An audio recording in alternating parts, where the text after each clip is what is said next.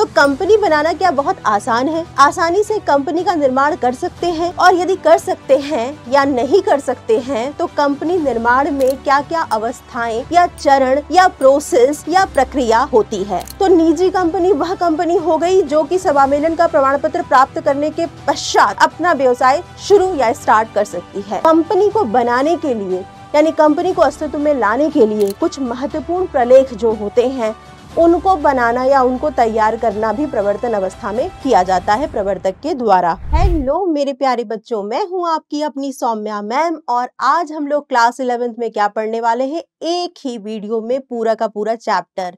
तो चैप्टर का नाम क्या है और इस चैप्टर में क्या क्या चीजें पढ़नी है, जल्दी से देख लेते हैं। तो भाई हम लोग पढ़ रहे हैं व्यवसाय अध्ययन, बिजनेस स्टडीज, और आज का जो टॉपिक होने वाला है वह है कंपनी का निर्माण यानी formation of a company. Company का निर्माण। भाई बहुत सारे लोगों का मन करता है कि व्यापार किया जाए, बिजनेस किया जाए, व्यवसाय किया जाए। व्यवसाय में भी कौन सा व्यवसाय किया जाए? कुछ लोग सोचते हैं कि चलो कंपनी बनाएं। तो कंपनी बनाना क्या बहुत आसान है? आसानी से कंपनी का निर्माण कर सकते हैं, और यदि कर सकते हैं या नहीं कर सकते हैं तो कंपनी निर्माण में क्या क्या अवस्थाएं या चरण या प्रोसेस या प्रक्रिया होती है।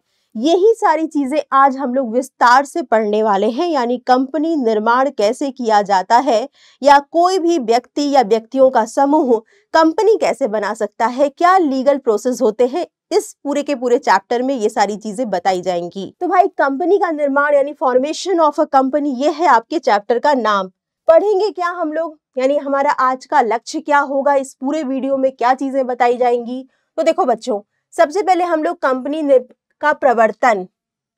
का प्रवर्तन जो कि कंपनी निर्माण की पहली अवस्था है उसके बारे में पढ़ने वाले हैं। ठीक है, इसके बाद हम लोग कंपनी में जो प्रवर्तन अवस्था है उसका अर्थ क्या होता है, परिभाषाएं पढ़ेंगे और इसी चीज का महत्व भी जानेंगे, और प्रवर्तन के अंदर क्या क्या प्रक्रियाएं की जाती हैं उसके बारे में भी विस्तार से पढ़ेंगे। इसके बाद देखो बेटा, दूसरी अवस्था यानी कंपनी निर्माण की जो दूसरी स्टेज या अवस्था होती है उसे कहते हैं समामेलन। समामेलन के बारे में, उसके अर्थ के बारे में, और क्या क्या कार्यवाहियां समामेलन में की जाती हैं कंपनी के निर्माण के लिए, वो सारी चीजें हम लोग पढ़ने वाले हैं। इसके बाद बेटा इसी में हम लोग पूंजी अभिदान चरण जो कि कंपनी निर्माण का तीसरी अवस्था या तीसरा स्टेज होता है उसको जानेंगे। ठीक है, फिर व्यवसाय का प्रारंभ करना जो कि कंपनी निर्माण की चौथी और आखिरी अवस्था होती है, जिसमें कंपनी को बेसिकली स्टार्ट कर दिया जाता है, शुरू कर दिया जाता है, उसके बारे में पढ़ेंगे। और साथ ही साथ बच्चों, कंपनी को बनाने के लिए बहुत सारे प्रमुख प्रलेख की आवश्यकता होती है, जिसे हम लोग मेन डॉक्यूमेंट्स भी कहते हैं कंपनी निर्माण के। तो वो प्रलेख क्या है और उस प्रलेख की विषय वस्तु यानी उस प्रलेख में क्या चीजें होती हैं, ये भी डिटेल्ड में हम पढ़ने वाले हैं। ठीक है, तो पार्षद सीमा नियम क्या होता है, पार्षद अंतर नियम क्या है, पार्षद सीमा नियम और अंतर नियम में अंतर क्या होते हैं यानी डिफरेंसेस, और प्रविवरण क्या चीज है, और इसकी अर्थ, परिभाषा और विषय सामग्री आज हमें पढ़नी है। तो चलिए भाई कंपनी निर्माण स्टार्ट करते हैं। सबसे पहले कंपनी निर्माण की जो चरण या अवस्थाएं होती है उसके बारे में जल्दी से जान लेते हैं। कौन कौन से स्टेजेस या फॉर्मेशन होते हैं किसी कंपनी को बनाने में। तो देखो बच्चों, सबसे पहले जो चरण या अवस्था होती है उसे कहते हैं प्रवर्तन अवस्था या प्रमोशन स्टेज। ठीक है, इसके बाद समामेलन सेकेंड स्टेज होती है। उसके बाद पूंजी का अभिदान अवस्था या पूंजी अभिदान अवस्था, और लास्ट वाली व्यवसाय का प्रारंभ करने की अवस्था यानी कमेंसमेंट ऑफ बिजनेस।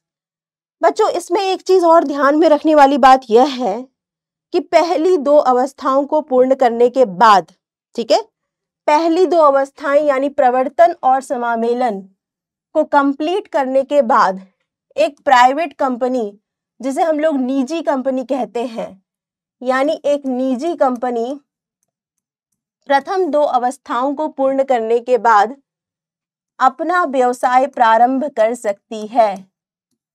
ठीक है, निजी कंपनी व्यवसाय प्रारंभ कर सकती है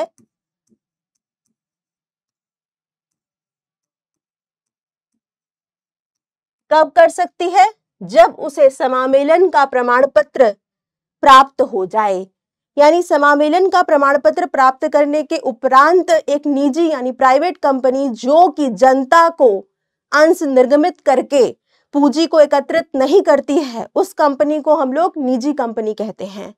तो निजी कंपनी वह कंपनी हो गई जो कि समामेलन का प्रमाण पत्र प्राप्त करने के पश्चात अपना व्यवसाय शुरू या स्टार्ट कर सकती है। जबकि एक सार्वजनिक कंपनी जो कि जनता से भी पूंजी एकत्रित करती है, ऐसी सार्वजनिक कंपनी को चारों अवस्थाओं से होकर के गुजरना पड़ता है। यानी चारों की चारों जो अवस्थाएं होती हैं, इन अवस्थाओं को पूर्ण करने के बाद ही after getting the certificate of commencement of business यानी व्यवसाय का प्रारंभ करने का प्रमाण पत्र प्राप्त करने के बाद एक सार्वजनिक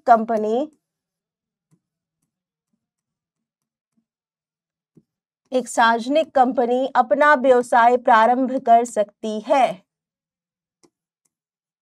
ठीक है, तो ये तो मेन डिफरेंस हो गया कि कब एक निजी और कब एक सार्वजनिक कंपनी व्यवसाय प्रारंभ करेगी। ठीक, आइए जल्दी से जानते हैं कि पहली जो अवस्था है जिसे हम प्रमोशन या प्रवर्तन अवस्था कह रहे हैं कंपनी के निर्माण की, उस अवस्था में बेसिकली क्या क्या किया जाता है। तो कंपनी का प्रवर्तन का मतलब क्या होता है? प्रवर्तन का मतलब हो गया बेटा कि कंपनी स्टार्ट करने के लिए जिस विचार, ठीक है, जिस विचार की खोज की जाती है कि कौन सी कंपनी शुरू करनी है, किस उत्पाद का निर्माण या व्यापार करना है, क्या कंपनी जो हम लोग खोलेंगे वह क्या उत्पादन से संबंधित कंपनी होगी या फिर व्यापार यानी ट्रेडिंग से रिलेटेड कोई कंपनी होगी, उत्पाद क्या होगा, उसकी किस्म क्या होगी।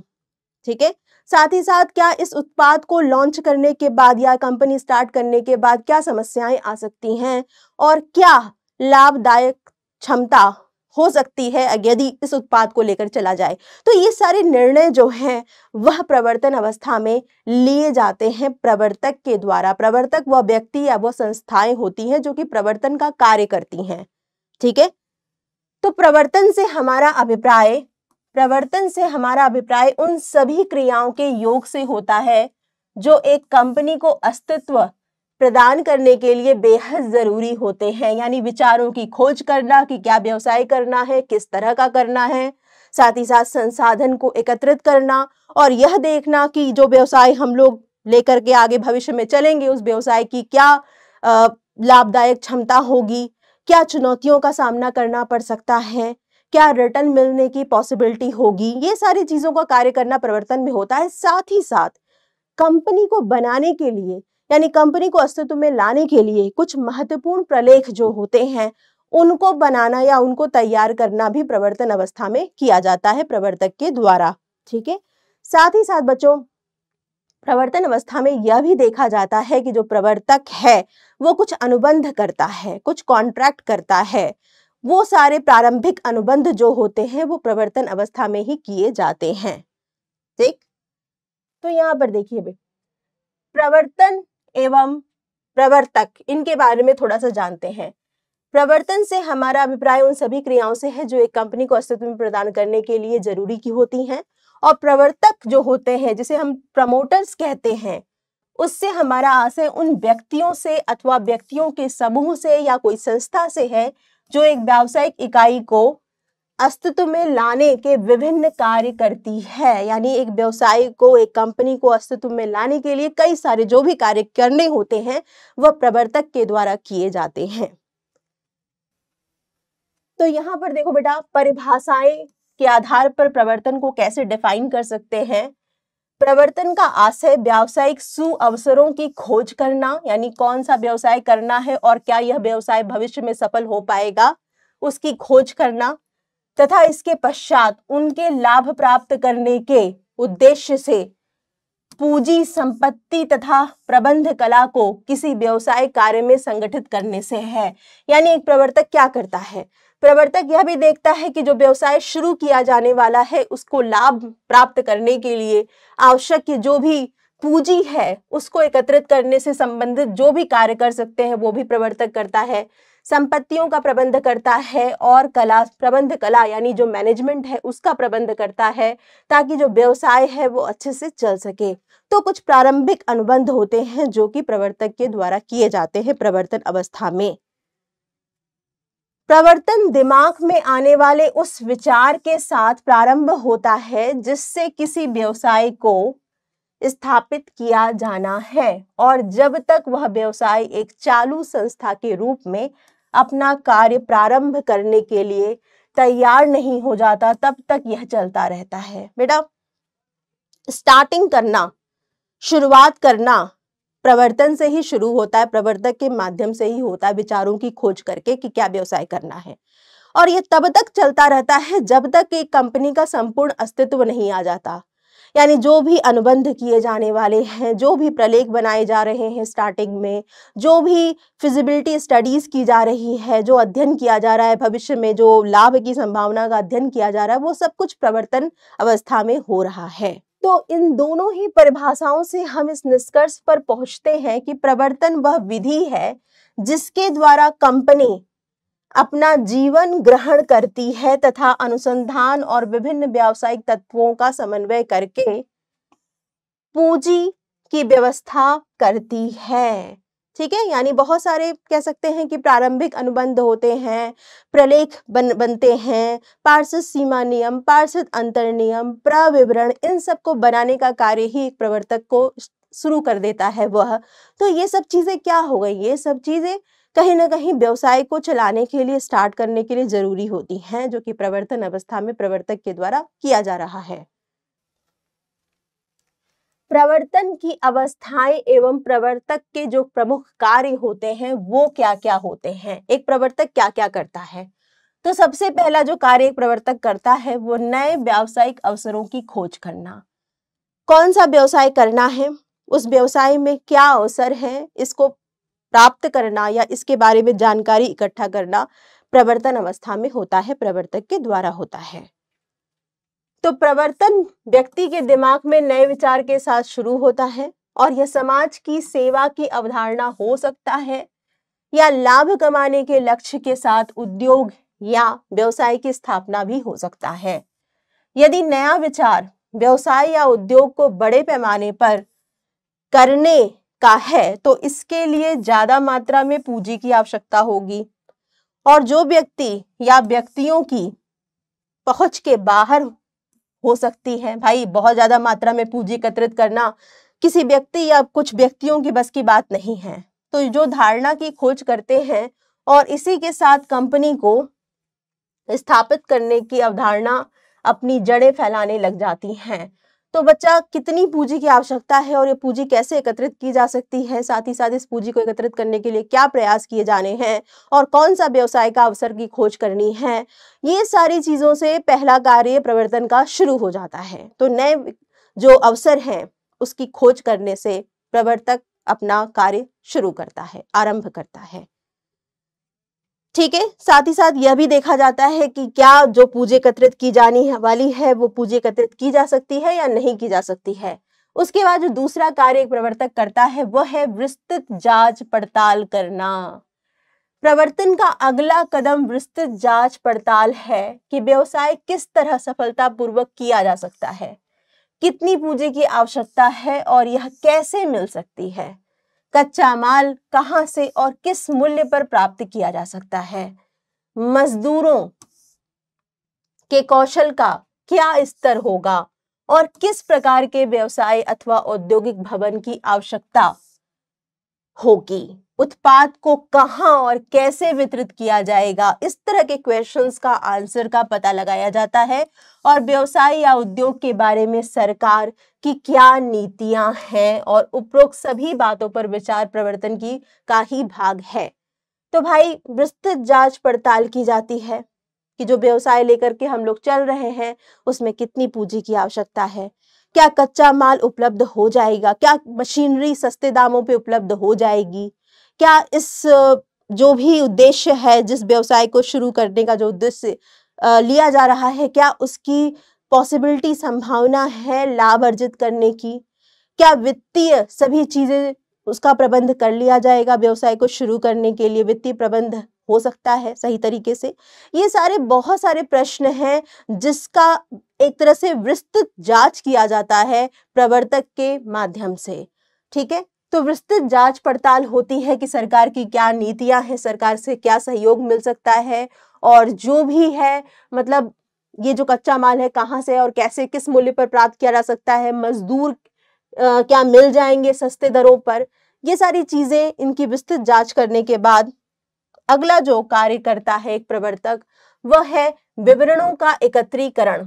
विस्तृत जांच पड़ताल के समाप्त होने के बाद इकट्ठे हैं किए गए तथ्यों एवं सूचनाओं को एकत्रित करने की आवश्यकता होती है।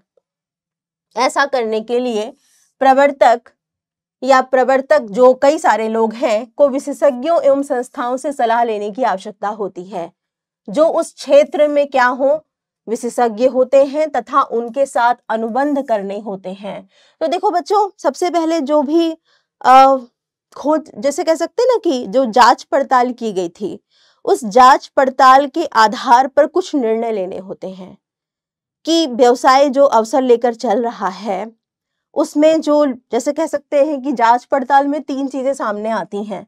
एक तो आता है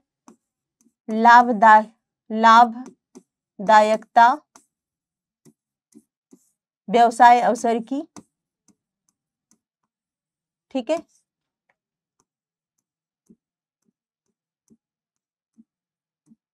दूसरा आता है वित्तीय क्षमता व्यवसाय अवसर की, और तीसरा आता है तकनीकी क्षमता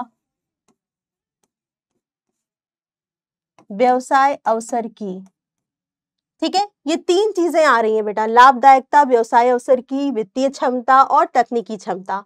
इन तीनों का क्या किया जाता है? इन तीनों का अध्ययन करने के पश्चात कैसे पता चलेगा कि एक व्यवसाय की लाभदायकता व्यवसाय अच्छी है? इसके लिए विशेषज्ञ नियुक्त किए जाते हैं, ठीक है। विशेषज्ञ बताएंगे कि हाँ जो भी व्यवसाय अवसर की खोज की गई है या जिसका विचार लाया गया है कि यह व्यवसाय शुरू किया जाए उसकी लाभदायक क्षमता अच्छी हो सकती है क्योंकि इतनी प्रॉफिटेबिलिटी कैपेसिटी उस व्यवसाय की है। इसकी जानकारी कौन देगा? एक सामान्य पर्सन तो दे नहीं सकता है, जो विशेषज्ञ होगा जिसने विश्लेषण का कोई अध्ययन किया हो वो अच्छे से बता सकता है। तो लाभदायकता क्षमता, वित्तीय क्षमता और तकनीकी क्षमता के लिए अलग अलग विशेषज्ञ नियुक्त किए जाते हैं और उनसे अनुबंध करता है एक प्रवर्तक। तो विवरणों का एकत्रीकरण यानी जो भी जांच पड़ताल की गई है उस विवरण को एकत्रित करने के बाद यह देखा जाता है कि जो विवरण हैं वो कितने सटीक होंगे, उसके लिए विशेषज्ञ नियुक्त किए जाते हैं जो बताते हैं कि हाँ उनके साथ अनुबंध किया जाता है, कॉन्ट्रैक्ट किया जाता है, जो यह बताते हैं कि हाँ यह व्यवसाय अवसर अच्छा है, भविष्य में इसके साथ चला जा सकता है। वित्त की व्यवस्था करना। अब देखो भाई, चौथा जो कार्य आ जाता है कि हाँ पता चल गया अवसर की जांच पड़ताल करने के बाद विशेषज्ञों ने ये बता दिया कि हाँ इस व्यवसाय अवसर को लेकर के चलना सही होगा। तब बात आती है कि भाई अब पूंजी का प्रबंध करना भी आवश्यक है क्योंकि पूंजी की आवश्यकता तो होगी ही व्यवसाय को शुरू करने के लिए और चलाने के लिए। तो वित्त की व्यवस्था करने का जो कार्य होता है वो प्रवर्तक के ही द्वारा किया जाता है। तो सभी व्यवस्थाएं पूरी कर लेने के बाद अगला कदम पूरी क्रिया के लिए आवश्यक वित्त की व्यवस्था करना है। यदि वित्त की कमी होती है तो कंपनी की योजनाएं क्या होंगी? योजनाएं कार्य रूप में परिणत नहीं हो पाएंगी। तो डॉन एवं ब्रैडस्टिट ने ये बात कही भी है, उनका एक अनुसंधान के बाद पाया कि अधिकांश योजनाएं पर्याप्त पूंजी के अभाव में धरी की धरी रह जाती हैं। इसीलिए जरूरी है कि सभी प्रबंध शुरू में किए जाएं, जैसे कि जरूरी पूंजी को कैसे और कहां से प्राप्त किया जाएगा ताकि प्रस्तावित व्यवसाय अथवा उद्योग सफल हो सके। तो बेटा देखो, अगर शुरू में ही पूंजी का सही तरीके से बंदोबस्ती कर ली गई या व्यवस्था कर ली गई तो व्यवसाय लंबे समय तक आसानी से चल सकता है। तो पूंजी का प्रबंध करने का जो कार्य है वो प्रवर्तन अवस्था में ही प्रवर्तक के द्वारा कर लिया जाता है। ठीक है, कैसे किया जाता है भाई? बहुत सारे बैंक होते हैं, उनके साथ अनुबंध कर लिए जाते हैं, प्रविवरण जो बना दिया जाता है, तो जो निवेशक होते हैं उनको एक तरह से सूचना प्राप्त हो जाएगी कि इतने पूंजी की आवश्यकता है और ये पूंजी यहाँ से प्राप्त की जा सकती है। समामेलन या इनकॉर्पोरेशन। तो उपरोक्त बातों पर गंभीरता से विचार करने के बाद कंपनी को समामेलित करने की बात आती है। तो कंपनी के समामेलन से अभिप्राय है कंपनी अधिनियम के तहत कंपनी को पंजीकृत करवाना या रजिस्टर्ड करवाना। समामेलन अवस्था में कंपनी का एक वैधानिक अस्तित्व हो जाता है, क्योंकि कंपनी अधिनियम 2013 के अनुसार वह एक पंजीकृत संस्था बनकर के सामने आ जाती है जिसका कि रजिस्ट्रेशन हो चुका है।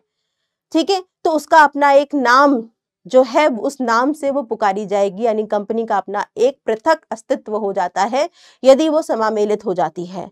तो समामेलन का जो कार्य है, समामेलन के लिए जो महत्वपूर्ण प्रलेख की जरूरत है वो सब कौन बनाता है? वो सब बनाता है प्रवर्तक। तो समामेलन का जो मुख्य कार्य है वो करता कौन है? वो करता है प्रवर्तक। ठीक है,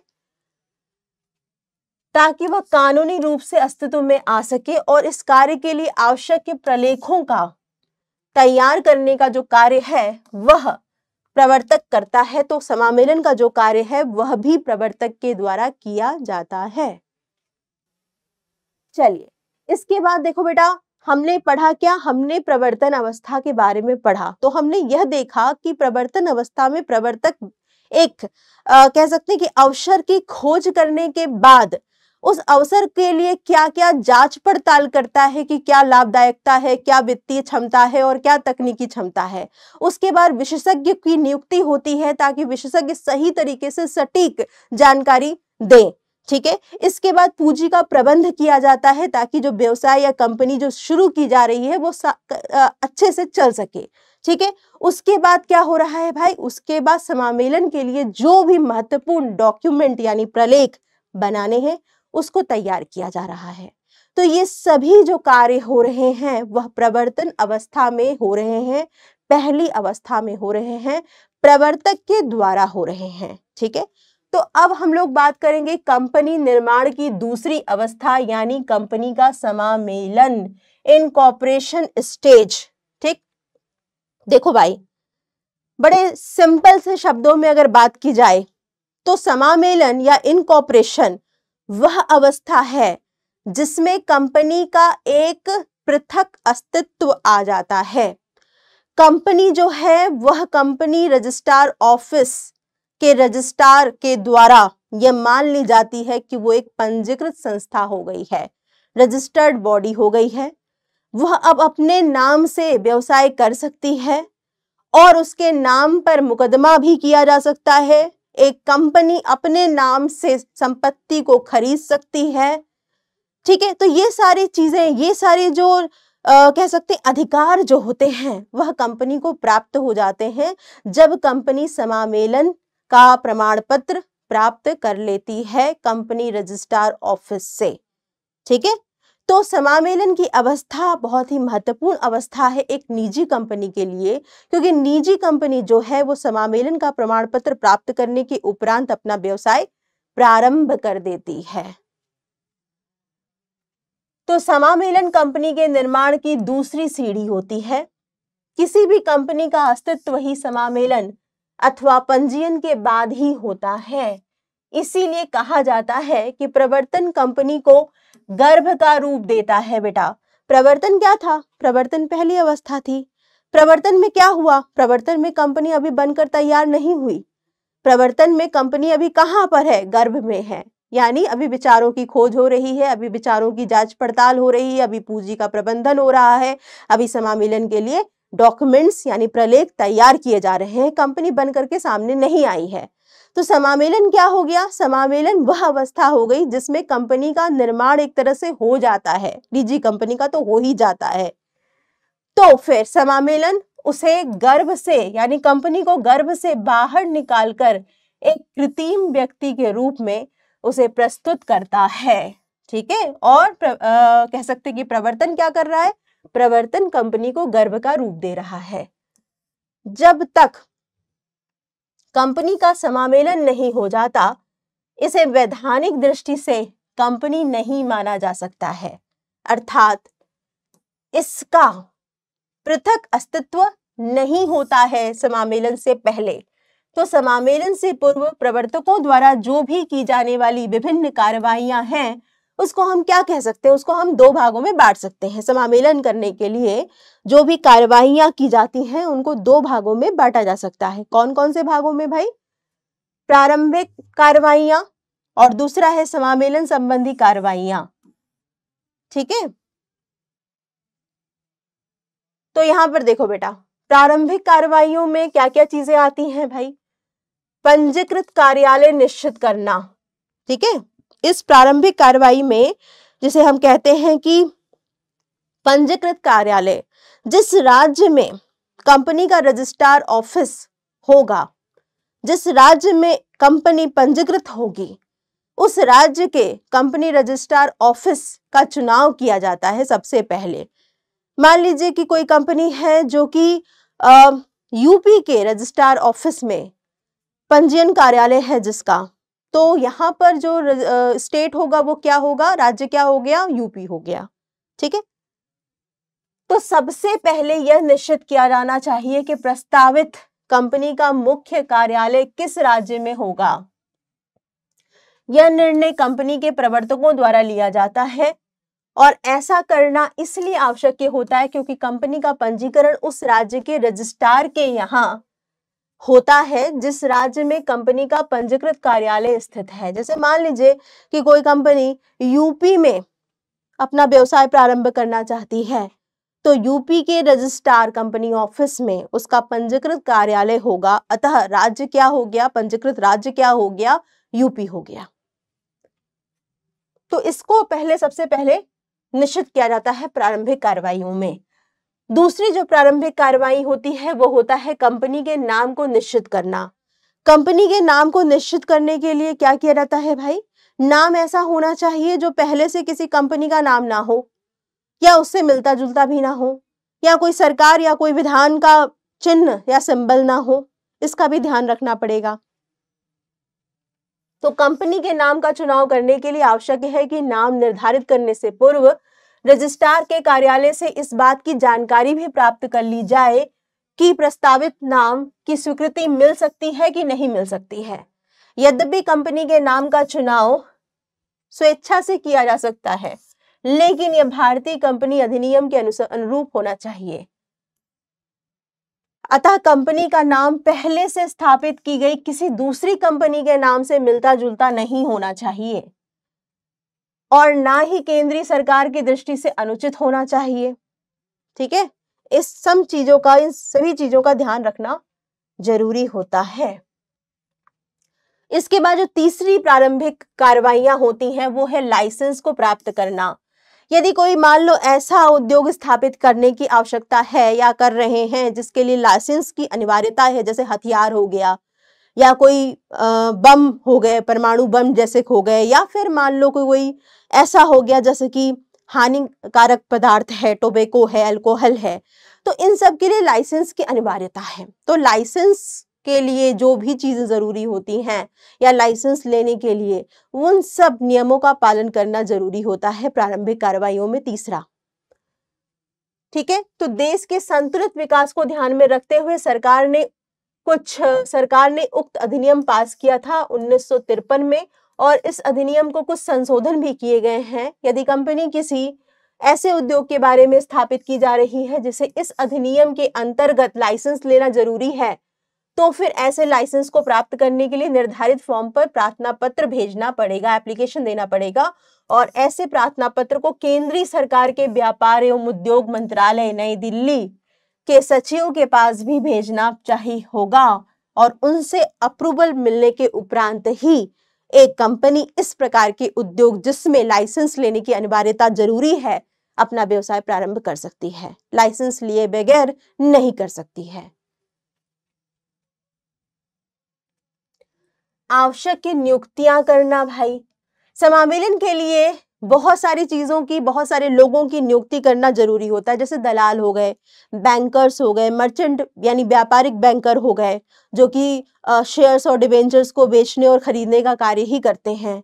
ठीक, ब्रोकर हो गए स्टॉक मार्केट के, कानूनी सलाहकार हो गए, ऑडिटर हो गए, ये सब क्या है, इन सब की नियुक्तियां की जाती हैं, प्रारंभिक नियुक्तियां और अनुबंध किए जाते हैं उनके साथ।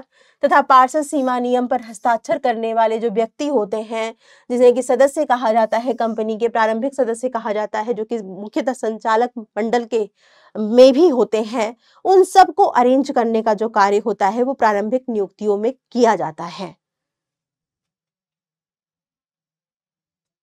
प्रमुख प्रलेख तैयार करना, कंपनी का पार्षद सीमा नियम, अंतर नियम, प्रविवरण, ये सब कंपनी के कुछ प्रमुख प्रलेख हैं, इनको तैयार किया जाता है प्रारंभिक कार्यवाहियों के अंतर्गत ही। ठीक है, तो जितनी भी प्रारंभिक कार्रवाइयां हैं बच्चों, देखो वो प्रवर्तन में अवस्था तो खत्म हो गई है, लेकिन प्रवर्तक के द्वारा ही की जा रही हैं।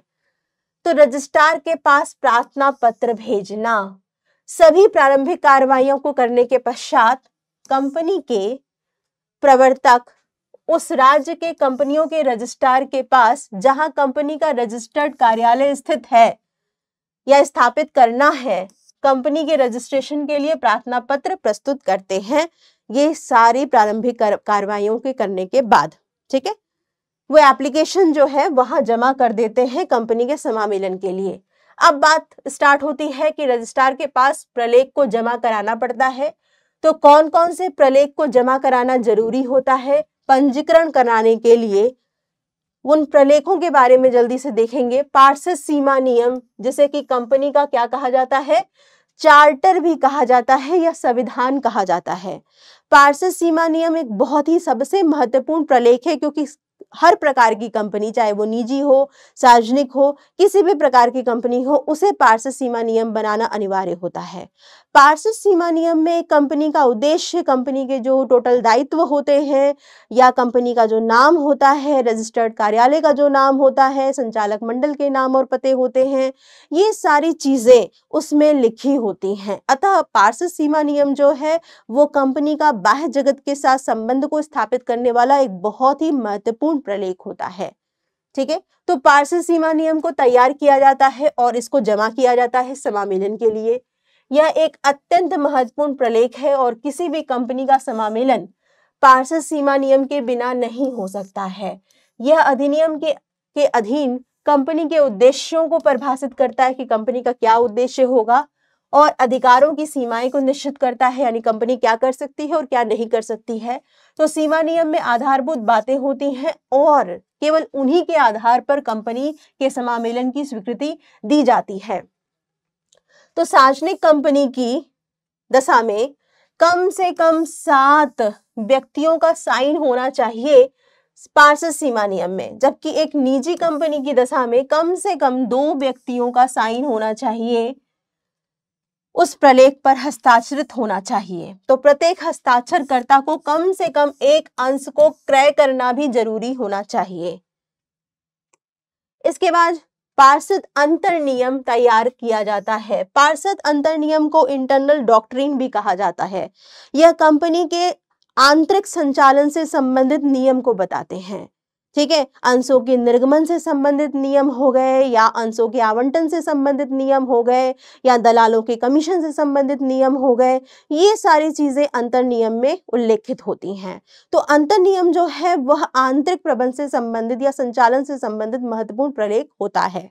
ठीक है, इस प्रलेख में पार्षद सीमा नियम में दिए हुए उद्देश्यों की पूर्ति करने के लिए तथा कंपनी को सुचारू रूप से चलाने के लिए बनाए गए नियमों का उल्लेख होता है। इस प्रलेख पर उन लोगों के हस्ताक्षर होने चाहिए जिन्होंने पार्षद सीमा नियम में साइन किया है।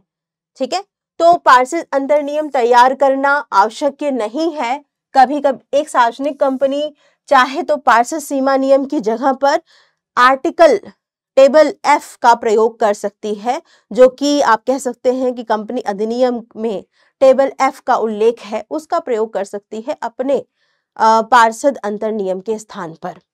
ठीक है, तो ये पार्षद अंतर नियम तैयार करके भेजना जरूरी होता है समामेलन के लिए।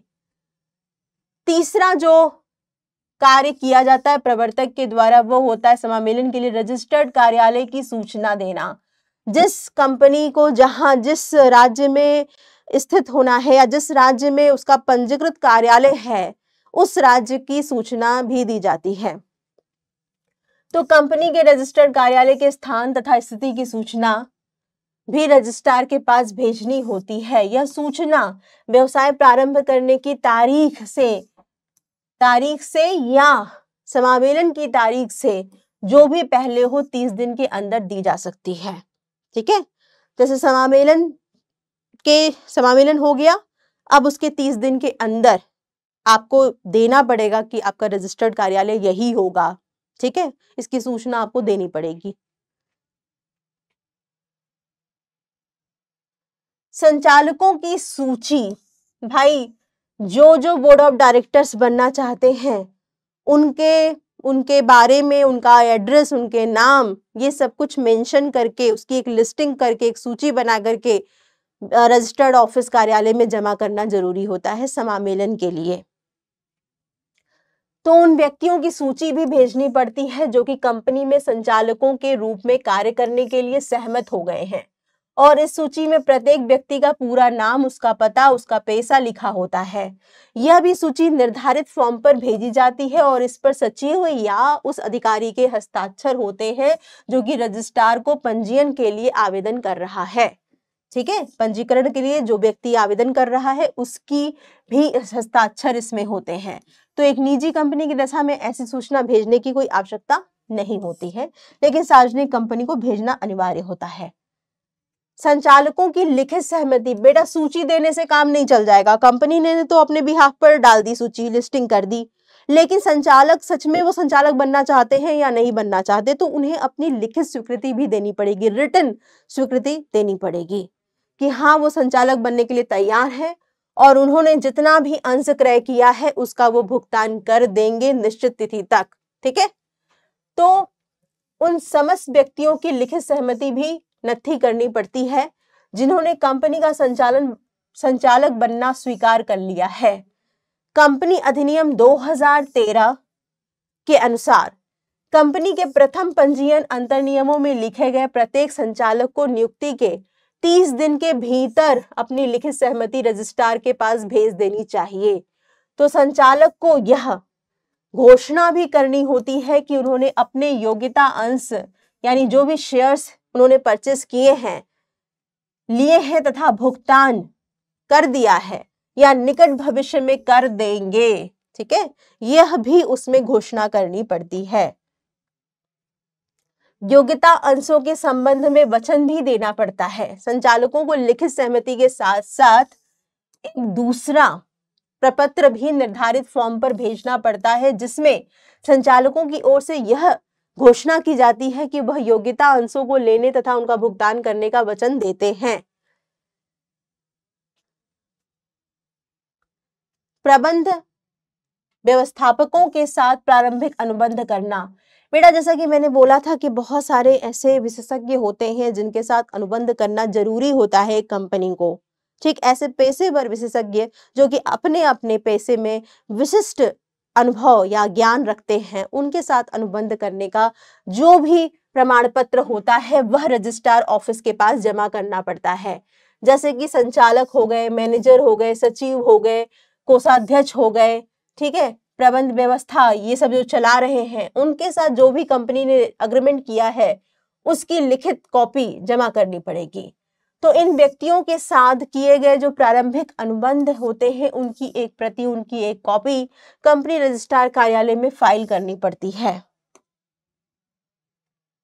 वैधानिक घोषणा, इन सारे प्रपत्रों को बनाने और तैयार करने के पश्चात एक वैधानिक घोषणा भी करनी पड़ती है कंपनी के द्वारा, जो कि कह सकते हैं कि एक कौन कर सकता है, एक सीए कर सकता है।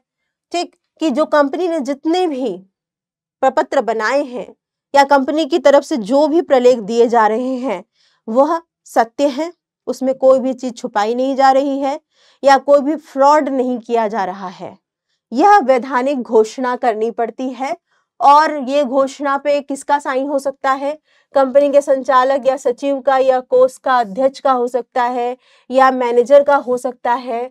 ठीक है, अंतर नियमों में उल्लेखित कंपनी के संचालक का हो सकता है और रजिस्ट्रार कंपनी का पंजीयन उक्त वैधानिक घोषणा के आधार पर ही करता है। अतः ऐसी वैधानिक घोषणा करने वाले को यह बहुत ही ध्यान देख लेना चाहिए कि इस संबंध में कंपनी के अधिनियम की सभी आवश्यकताओं की पूर्ति कर दी गई है। ठीक है, तो यहाँ पर देखो रजिस्ट्रार के पास एक वैधानिक घोषणा भी भेजनी पड़ती है और यह घोषणा सुप्रीम कोर्ट या हाई कोर्ट के वकील या किसी ऐसे चार्टेड अकाउंटेंट, ठीक है, चार्टेड अकाउंटेंट द्वारा जो भारत में अपना कारोबार करता है तथा कंपनी के निर्माण से संबंधित कार्य भी करता है, या फिर कंपनी के जो संचालक हैं या सचिव हैं या जो कोष अध्यक्ष हैं या मैनेजर हैं, उनके द्वारा की जाती है। निश्चित शुल्क का भुगतान करना, भाई रजिस्ट्रेशन करवाना है, पंजीकरण करवाना है तो रजिस्ट्रार ऑफिस में का जो भी शुल्क लगता है, जो भी फीस लगती है, वह भी जमा करना पड़ेगा इन सभी प्रलेखों के साथ। ठीक, तो ये सब करने के बाद क्या हो जाएगा? ये सब करने के बाद क्या होगा? कंपनी का समामेलन का प्रमाण पत्र कंपनी रजिस्ट्रार ऑफिस निर्गत कर देगी। ठीक है, अगर सब कुछ उसे सही लगता है, सब चीजों की प्रलेखों की जांच करने के बाद एक कंपनी यह पाती है कि सब ठीक है, तो फिर प्रमाण पत्र निर्गत कर दिया जाता है समामेलन का और एक निजी कंपनी समामेलन का प्रमाण पत्र प्राप्त करने के उपरांत अपना व्यवसाय प्रारंभ कर देती है, शुरू कर देती है।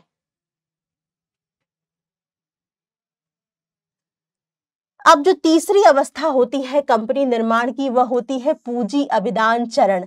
जैसा कि नाम से ही क्लियर हो रहा है कि इसमें कहीं ना कहीं एक कंपनी को अपने पूंजी का प्रबंध करने से संबंधित कार्य करने होंगे।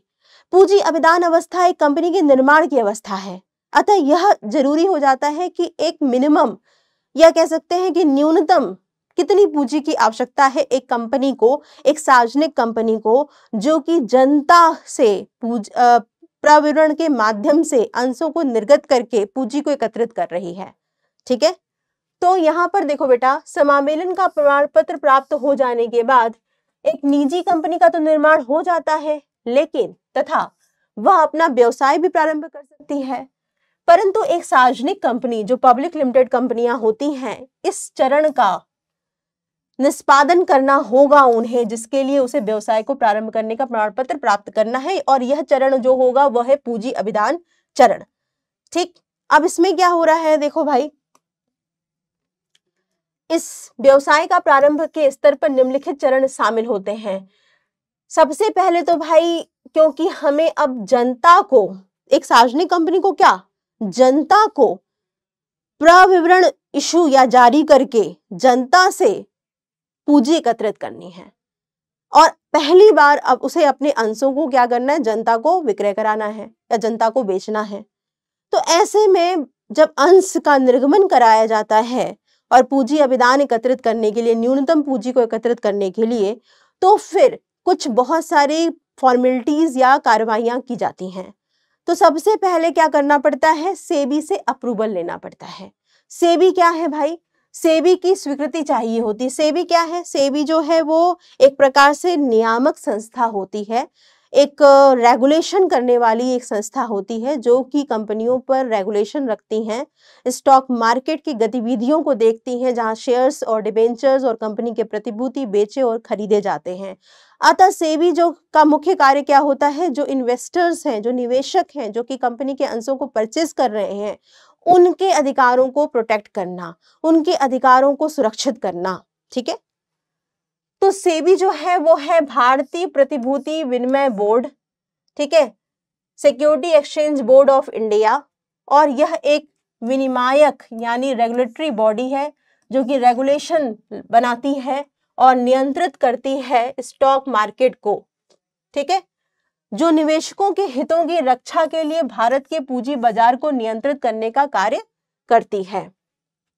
सार्वजनिक कंपनियों को पूंजी बाजार में अपनी प्रतिभूतियों के निर्गमन से पहले सेबी के पास सभी संबंधित सूचनाओं को जमा करवाना होगा। कंपनियों को किसी भी मुख्य तथ्य को सेबी से नहीं छुपाना चाहिए। सभी मतलब जो भी, जैसे कि पार्षद सीमा नियम हो गया, पार्षद अंतर नियम हो गया, प्रविवरण हो गया और संचालकों की सूची हो गई, जो भी महत्वपूर्ण प्रलेख जो उन्होंने समामेलन में बनाए थे, वो सारी चीजों के साथ साथ सभी जो भी इंपॉर्टेंट या महत्वपूर्ण पॉइंट है वह एक कंपनी को सेबी के सामने बताने पड़ते हैं, उसका उल्लेख करना पड़ता है। तभी जाकर के एक सेबी जो है वो अप्रूवल देती है, स्वीकृति देती है कि एक कंपनी अपने अंशों का निर्गमन कर सकती है।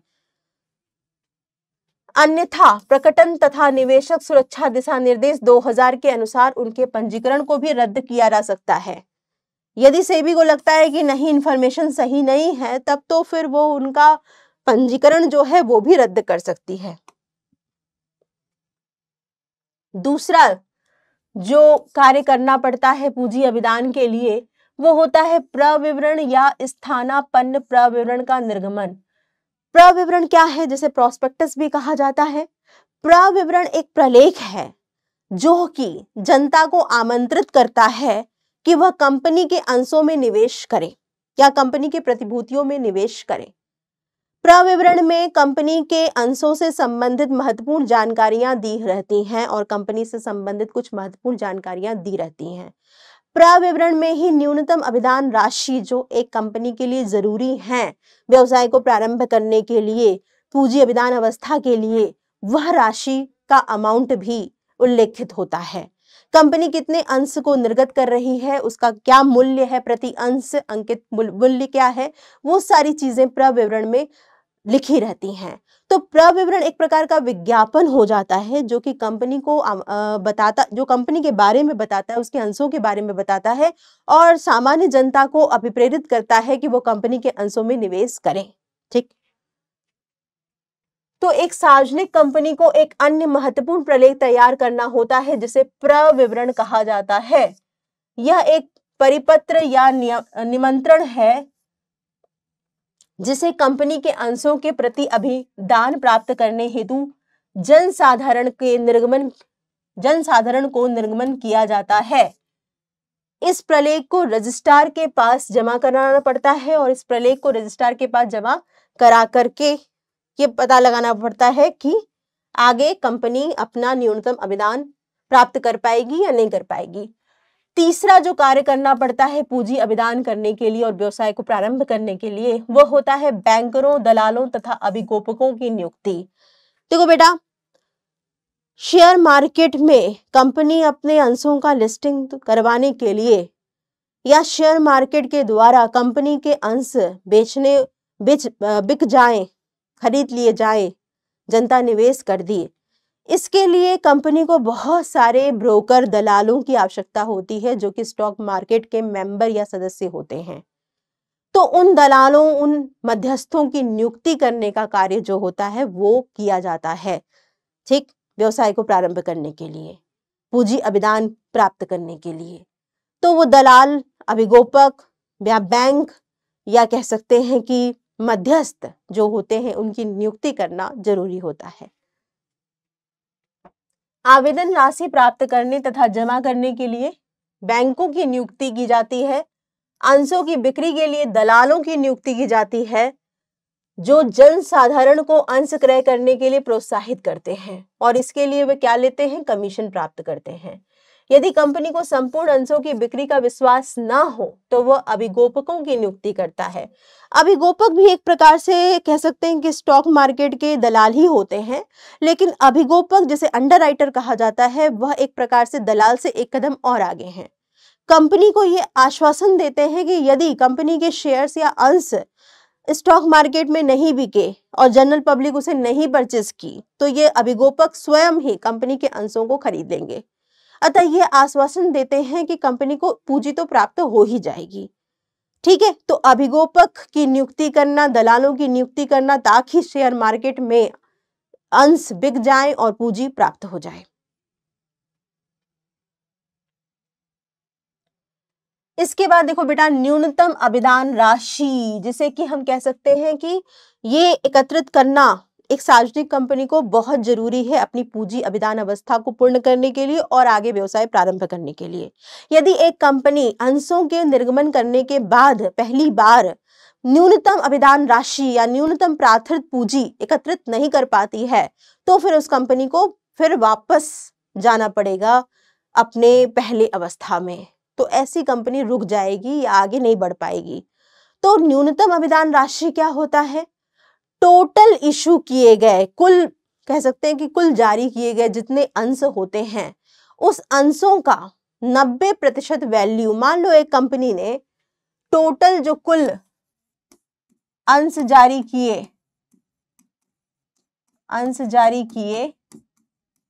कितने? 1 लाख रुपए। ठीक है, 1 लाख रुपए के अंश जारी किए हैं तो न्यूनतम अभिदान राशि क्या हो जाएगी? न्यूनतम अभिदान राशि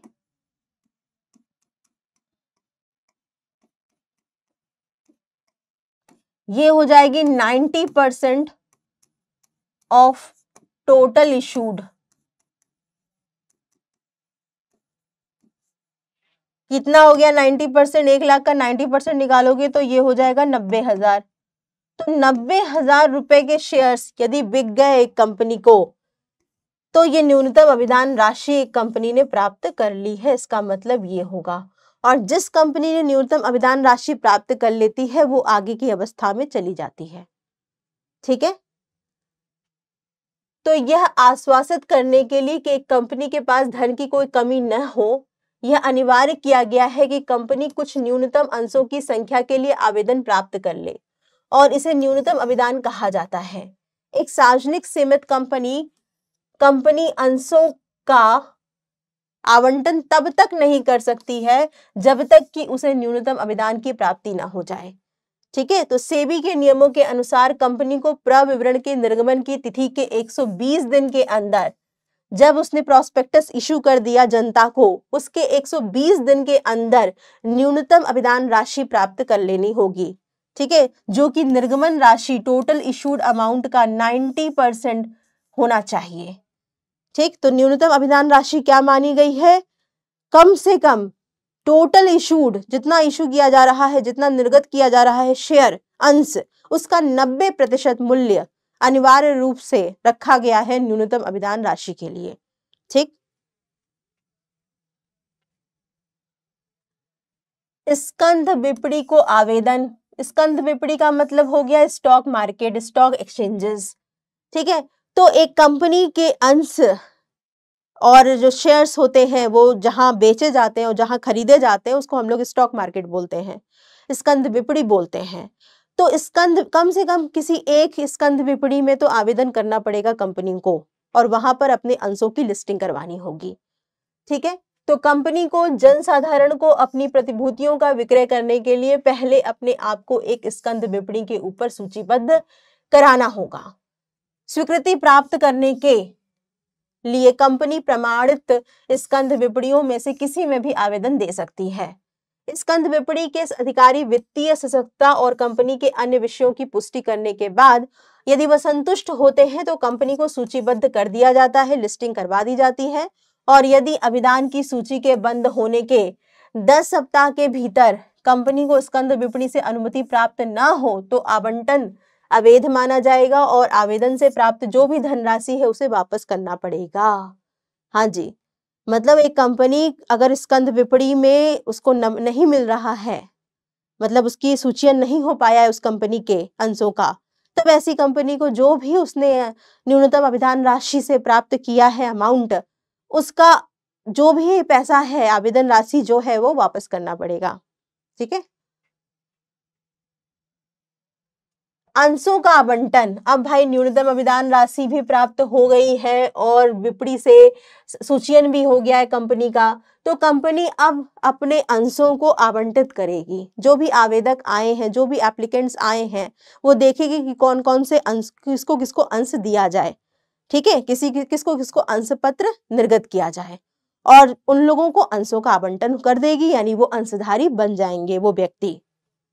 तो कंपनी अपने नाम से सूचीबद्ध कराने के बाद कंपनी आवंटन की एक स्टेटमेंट तैयार करती है और आवंटन विवरणिका एक ऐसा कथन होता है जो सभी अंश घटकों के नामों, जिन लोगों ने अंश परचेज किए हैं उनके पते के बारे में विवरण प्रदान करता है, मतलब कौन कौन अंशधारी बन गए हैं और उन्होंने कितने कितने कंपनी के अंश परचेज या क्रय कर लिए हैं। ठीक है, उसका एक पूरा का पूरा स्टेटमेंट जो होता है वह बताया जाता है इसमें। तो प्रत्येक अंशधारक को आवंटित किए गए अंशों की संख्या, उनके नाम तथा पते की को निर्दिष्ट करते हुए कंपनी को एक आवंटन विवरणिका पंजीयक के पास जमा करानी पड़ती है। ठीक है, इसके बाद क्या होता है भाई, इसके बाद जब न्यूनतम अभिधान प्राप्त हो जाने के बाद रजिस्ट्रार कंपनी को व्यवसाय करने का प्रमाणक जारी करने के लिए, व्यवसाय प्रारंभ करने के प्रमाण पत्र के लिए आवेदन करना होता है कि भाई अब न्यूनतम अभिधान राशि प्राप्त हो गई है, सेबी से अप्रूवल भी मिल गया था, अब स्कंद विपणी में भी सूचीयन हो चुका है, तो कंपनी ने सारे काम कर लिए। अब क्या करेगी कंपनी, अब कंपनी को व्यवसाय को प्रारंभ करने का प्रमाण पत्र प्राप्त करना है, अतः इसके लिए आवेदन करेगी। आवेदन करने के साथ साथ कौन कौन सी चीजें और इसमें अब जमा करनी पड़ेगी वो भी देखेंगे। तो कंपनी रजिस्ट्रार ऑफिस में क्या क्या चीजें जमा करनी पड़ेंगी व्यवसाय को प्रारंभ करने का प्रमाण पत्र प्राप्त करने के लिए? जो कंपनी प्रविवरण पत्र निर्गमित करने वाली कंपनी है, जिसने प्रोस्पेक्टस बनाया है और इशू किया है, उस दशा में प्रविवरण के निर्गमन की तिथि से 4 महीने 120 दिन में कंपनी को न्यूनतम अभिधान की राशि प्राप्त कर लेनी चाहिए। ठीक है, तो फिर वो कंपनी व्यवसाय प्रारंभ करने का प्रमाण पत्र प्राप्त करने के लिए आवेदन कर सकती है। जब तक कंपनी के प्रत्येक संचालक ने अपने लिए गए या लिए जाने वाले प्रत्येक अंश पर जिस पर उसे नगद भुगतान करना था उतना धन नहीं दे दिया जितना कि आवेदन और आवंटन के लिए के ऊपर अन्य अंशधारियों के लिए लिया जाता है। ठीक है, ये भी जरूरी है। ठीक, तभी जाकर के व्यवसाय को प्रारंभ कर सकती है कंपनी जो कि प्रविवरण इशू कर रही है। जब तक किसी संचालक या कंपनी के सचिव द्वारा इस बात की प्रमाणित घोषणा नहीं की जाती कि रजिस्ट्रार के पास फाइल न की जाने वाली ऊपर वर्णित 1 और 2 की सभी बातें पूरी कर दी गई हैं। मतलब यहाँ पर संचालक और सचिव जो है वो प्रमाणित करते हैं, वो घोषणा करते हैं कि पहला और दूसरा जो पॉइंट है वो पूरा कर लिया गया, यानी प्रविवरण इशू करके न्यूनतम अभिधान की राशि प्राप्त कर ली गई है और कंपनी के जो प्रत्येक संचालक हैं उन्होंने जो नकद भुगतान करना था उसका वो कर दिया है। ठीक है, और उतना धन दे दिया है जितना धन देने की जरूरत थी। इसकी घोषणा संचालक या कंपनी का सचिव जो है वो प्रमाणित करता है और रजिस्ट्रार के पास जमा करता है। तब एक प्रविवरण इशू करने या जारी करने वाली कंपनी अपना व्यवसाय का प्रारंभ करने का प्रमाण पत्र प्राप्त कर सकेगी। ठीक है, अगर कोई ऐसी कंपनी है जो कि प्रविवरण इशू नहीं कर रही है, उस कंपनी की दशा में क्या होगा? तो यदि किसी सार्वजनिक कंपनी ने जनता को प्रविवरण निर्गमित नहीं किया है तो उसे व्यवसाय प्रारंभ करने का प्रमाण पत्र प्राप्त करने के लिए कंपनी अधिनियम 2013 की धारा 11 के अंतर्गत कुछ निम्न शर्तें पूरी करनी पड़ेंगी। क्या करनी पड़ेंगी? प्रविवरण का स्थानापन्न विवरण रजिस्ट्रार के समक्ष प्रस्तुत कर दिया गया है, इसकी जानकारी देनी होगी। प्रविवरण का स्थानापन्न विवरण, भाई जो कंपनी प्रविवरण नहीं बना रही है तो उसके स्थान पर प्रविवरण का स्थानापन्न विवरण जो कि कंपनी लॉ में दिया गया है उसको चुनना पड़ेगा और उसको जमा कराना पड़ेगा। ठीक है, इसके बाद कंपनी के प्रत्येक संचालक ने अपने द्वारा लिए गए जितने भी अंश थे या योग्यता अंश थे अथवा लेने के लिए अनुबंधित प्रत्येक अंश पर जिसका भुगतान नगद में किया जाता है, अंशधारियों द्वारा आवेदन तथा आवंटन पर किए जाने वाले भुगतान के बराबर भुगतान कर दिया है। ठीक है, मतलब आवेदन पर जो भी नगद भुगतान कर की जो राशि है उसका भुगतान कर दिया है, इसकी घोषणा कर दें। और साथ ही साथ कंपनी के जो संचालक या सचिव हैं इस बात की घोषणा करते हैं कि उपरोक्त दोनों चीजें पूरी कर ली गई हैं, तो फाइनल कर दी हैं और उपयुक्त शर्तें पूरी कर दी गई हैं। तो उपरोक्त औपचारिकताओं के बाद क्या किया जाता है भाई? ये सारी चीजें रजिस्ट्रार ऑफ ऑफिस के पास जमा कर दी जाती हैं व्यवसाय को प्रारंभ करने का प्रमाण पत्र प्राप्त करने के लिए। ठीक, अब क्या होगा? अब ये होगा कि भाई जो कंपनी का रजिस्ट्रार ऑफिस है वो सारी चीजों की जांच करेगा और व्यवसाय का प्रमाण पत्र प्रारंभ करने का निर्गत कर देगा। तो कंपनी निर्माण करने के लिए ये सभी चारों अवस्थाओं से होकर गुजरना पड़ता है। सबसे पहले प्रवर्तन, उसके बाद समामेलन, उसके बाद पूंजी अभिदान अवस्था और तीसरी जो चौथी और आखिरी अवस्था है वो है व्यवसाय को प्रारंभ करने की अवस्था। ठीक है। इसके साथ ही साथ बच्चों, जैसे मैंने आपको बताया था कि प्रवर्तन अवस्था में ही कंपनी के कुछ प्रमुख प्रलेख बनाने पड़ते हैं, जो कि समामेलन के लिए तो बहुत ही जरूरी होते हैं। अतः वह प्रलेख क्या है और उस प्रलेख की विषय वस्तु क्या है, उसको जान लेते हैं। तो देखो भाई, कंपनी के निर्माण में उपयोग किए जाने वाले जो महत्वपूर्ण प्रलेख हैं, उसमें आता है पहला पार्षद सीमा नियम, दूसरा पार्षद नियम, अंतर नियम और तीसरा प्रविवरण।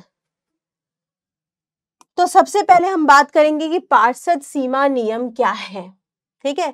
तो सीमा नियम का उद्देश्य अंशधारियों, लेनदारों तथा उन सब व्यक्तियों को जो कंपनी के साथ व्यवहार करते हैं इस योग्य बनाना है कि वह यह जान सके कि कंपनी का संपूर्ण कार्य क्षेत्र क्या है। मतलब कंपनी के जो थर्ड पार्टीज होते हैं, जो कंपनी में इंटरेस्टेड होते हैं या कंपनी के जो बाह्य पक्षकार हैं, उनको कंपनी से संबंधित सारी चीजों के बारे में जानकारी देने के लिए जो प्रलेख बनाया जाता है उसे पार्षद सीमा नियम कहा जाता है। तो पार्षद सीमा नियम एक कंपनी का चार्टर होता है, एक संविधान होता है और वह अधिनियम के अंतर्गत स्थापित कंपनी के अधिकारों की सीमाओं को परिभाषित करता है। यानी कंपनी अधिनियम 2013 के अनुसार एक कंपनी के क्या उद्देश्य हैं, कंपनी की क्या कार्य क्षेत्र है, कंपनी की क्या सीमाएं हैं, कंपनी की कितनी दायित्व है, कंपनी के संचालकों के नाम और पते क्या हैं, ये सारी चीजें पार्षद सीमा नियम में लिखी रहती हैं। तो आइए देखते हैं कि पार्षद सीमा नियम में कौन कौन से वाक्य यानी कौन कौन से क्लॉजेस होते हैं। तो पहला होता है नाम वाक्य। इसमें कंपनी का नाम लिखा रहता है। कंपनी का जो नाम होना चाहिए वो ऐसा होता है जो कि किसी विद्यमान कंपनी के नाम से मिलता जुलता ना हो या कोई प्रतीक या चिन्ह ना हो सरकारी। ठीक है।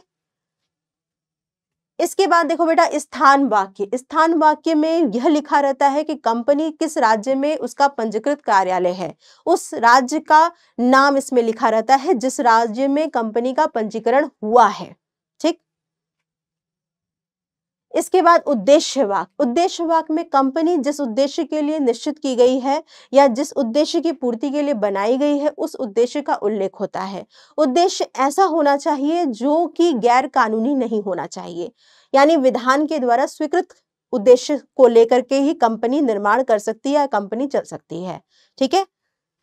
उद्देश्य वाक्य के बाद दायित्व वाक्य।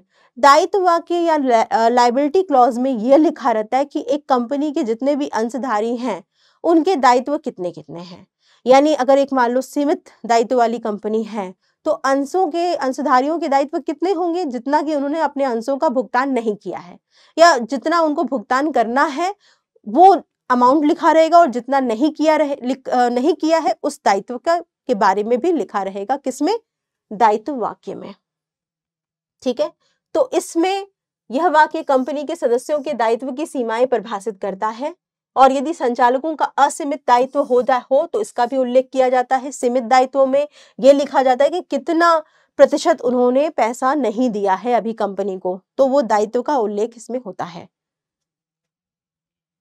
इसके बाद पूंजी वाक्य। एक कंपनी अपने जीवन काल में टोटल कितना पूंजी जो है वो इशू कर सकती है, यानी अधिकृत पूंजी की राशि इसमें लिखी रहती है पूंजी वाक्य में, यानी पूंजी से संबंधित जितनी भी चीजें होती हैं पूंजी वाक्य में लिखा रहता है।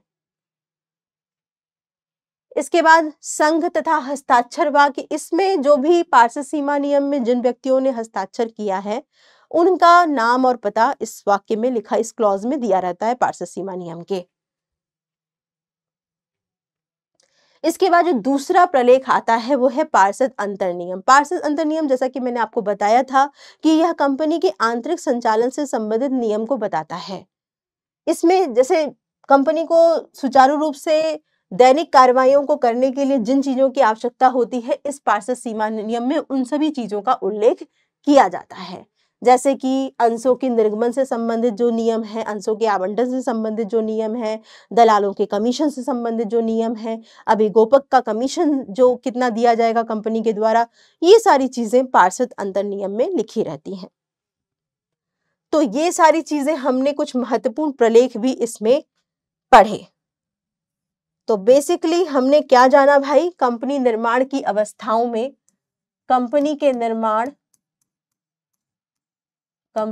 निर्माण में हमने देखा कि मुख्यतः 4 अवस्थाएं होती हैं। कौन कौन सी अवस्थाएं होती हैं? पहला होता है प्रवर्तन अवस्था, ठीक है। प्रवर्तन अवस्था के बाद दूसरी जो अवस्था आती है वो आती है समामेलन अवस्था,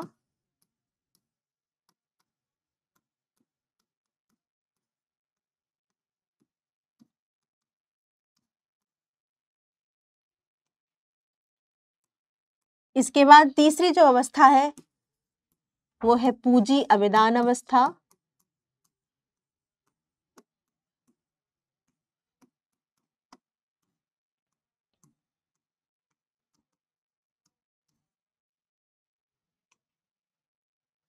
इसके बाद जो चौथी अवस्था आती है वो है व्यवसाय प्रारंभ करने की अवस्था,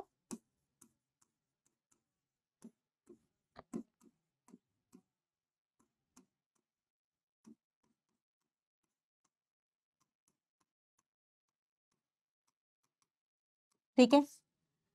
अगर हम बात करें प्रवर्तन अवस्था की, तो जो प्रवर्तक जो कार्य करता है इस अवस्था में, उसका उल्लेख अगर करना जरूरी है थोड़ा बहुत, तो देखो बेटा, प्रवर्तन अवस्था में जो मुख्यतः कार्य किए जाते हैं वो क्या होते हैं? व्यावसायिक विचारों की खोज,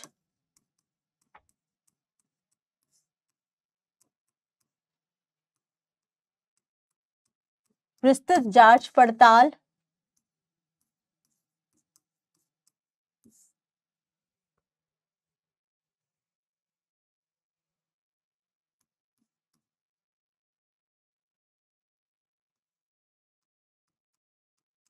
विस्तृत जांच पड़ताल कि जो व्यावसायिक विचार खोजे गए हैं वो कितने सही हैं, ठीक है। इसके अलावा कह सकते हैं कि प्रारंभिक अनुबंध किए जाते हैं प्रवर्तक के द्वारा,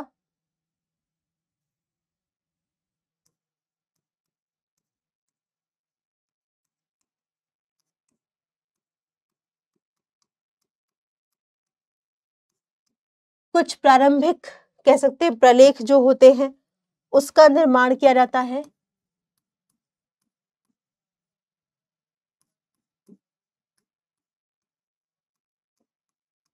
और नियुक्तियां जो होती हैं वो प्रवर्तक करता है, विशेषज्ञों से लेकर के संचालकों से लेकर के उन सभी व्यक्तियों पेशेवरों की जो कि जरूरी होते हैं आगे की अवस्थाओं के लिए। अगर हम समामेलन की बात करें तो समामेलन वह अवस्था होती है जो कि कंपनी को एक तरह से वैधानिक दृष्टि देती है, ठीक है, या वैधानिक कृत्रिम व्यक्ति बनाती है। तो समामेलन अवस्था जो होती है उसमें क्या किया जाता है? उसमें पार्षद सीमा नियम,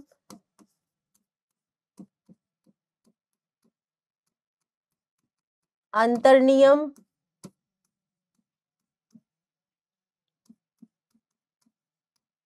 तैयार करके इनको निर्गत किया जाता है और इसको जमा किया जाता है संचालकों की सूची,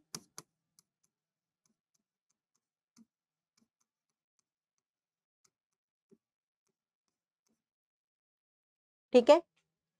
पार्षद सीमा नियम, अंतर नियम, संचालकों की सूची, वैधानिक घोषणा,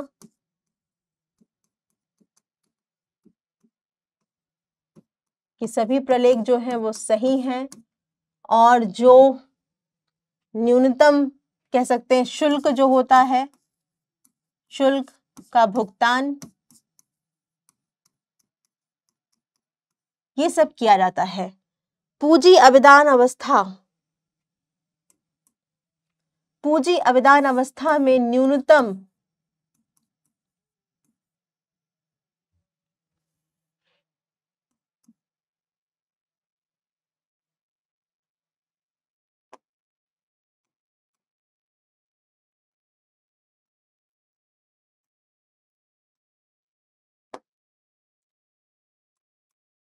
पूंजी अभिदान अवस्था में न्यूनतम अभिदान राशि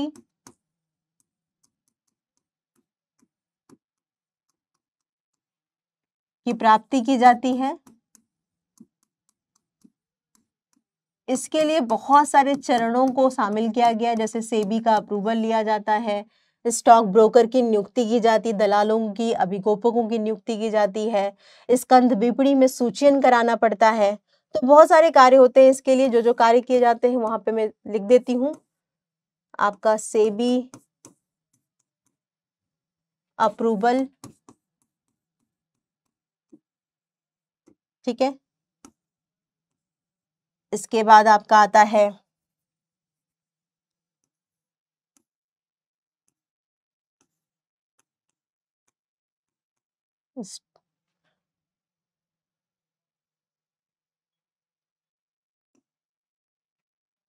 न्यूनतम अभिदान राशि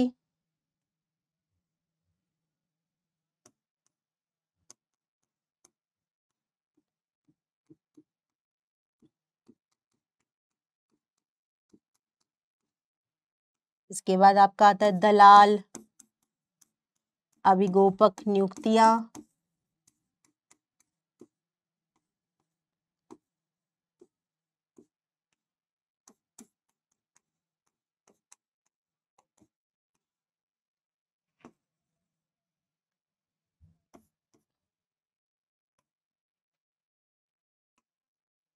ठीक है।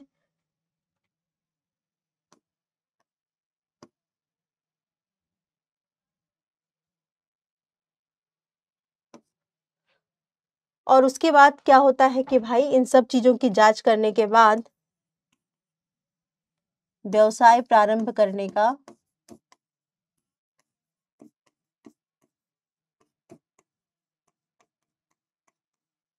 प्रमाण पत्र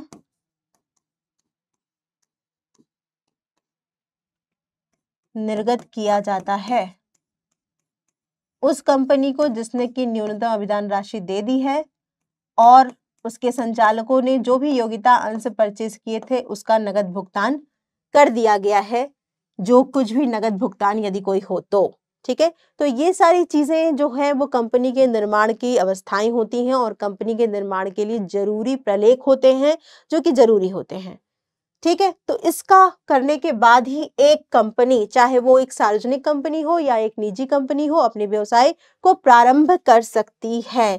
तो यहाँ पर हम लोगों ने कंपनी निर्माण की बहुत सारी अवस्थाओं के बारे में पढ़ा, चारों अवस्थाओं के विस्तृत अध्ययन किया और जितने भी महत्वपूर्ण प्रलेख होते हैं जो कि कंपनी के निर्माण के लिए जरूरी होते हैं उनके बारे में भी हमने यहाँ पर जाना, ठीक है। तो ये था आपका कंपनी का निर्माण।